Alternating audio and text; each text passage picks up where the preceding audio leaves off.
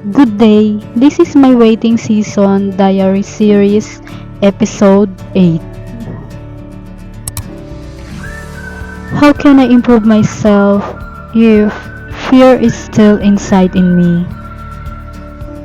Lately, I've been feeling scared and anxious about my life again. I know that I still have doubts about myself. Sometimes, I question my own abilities and even my passion. I know in my heart what I'm truly passionate about, but fear often overshadows that desire. There's still no certainty on the path I'm trying to take, but just like what I've always saying, I leave it in God's hands. I'll keep dreaming and keep trying. Ate, may sibuyas ka? Pahingi nga. Ha? Miswa. Sama din siya. And regarding naman sa passion, actually marami akong gusto talagang subukang gawin. Pero isa ang passion na talagang binabalik-balikan ko. Isa rin pala sa passion ko ang pagbablog. Kahit hindi ako magaling sa perfect editing style, pero carry lang at least tuloy pa rin sa vlogging journey ko. Ayaw niya umalis kasi alam niyang may pagkain, may chichirya ko sa katabi. Na para ba kinakain niya talaga?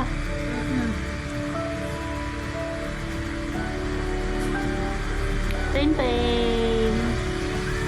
Ting ting! Shh, tingin ka dito. Look at the camera, Pain. Nagsusulat ako sa Wattpad. And gusto ko sanang yung habang nagsusulat, kain ba ganun.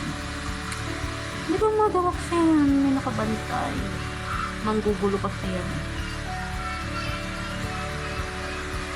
Yung lowbat ang aking microphone na ginagamit pang vlog. Kaya ayan, masasama talaga sa video na to yung yung ingay ng electric fan. Wag yan, matulog ka doon.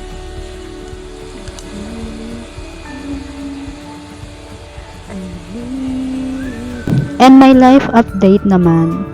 Ayun, gaya ng sabi ko ay nagsusulat ulit ako ng novel sa Wattpad. At kaunting kembot na lang talaga ay matatapos ko na ang novel na sinusulat ko. Pinag-iisipan ko pa kung ipopost ko ba sa Wattpad or hindi muna. Though gusto ko talagang ipost pero hindi pa ako confident sa writing style ko. Siguro i-edit ko muna pa unti-unti, then kapag satisfied na ako ay tsaka ko siya ipopost. Dati ay nahihirapan pa akong tukuyin kung anong klaseng niche ng novel ang isusulat ko. Fantasy ba, romance, or horror. And believe me, lahat yan sinubukan kong isulat. Pero hindi ko kasi ma-feel noon na maganda yung mga scenes na sinusulat ko. Feeling ko noon walang magandang patutunguhan yung novel na sinusulat ko noon. Ngayon naman ay alam ko na kung anong niche or anong genre ng novel ang isusulat ko. And excited na akong matapos yung kasalukuyang novel na sinusulat ko ngayon.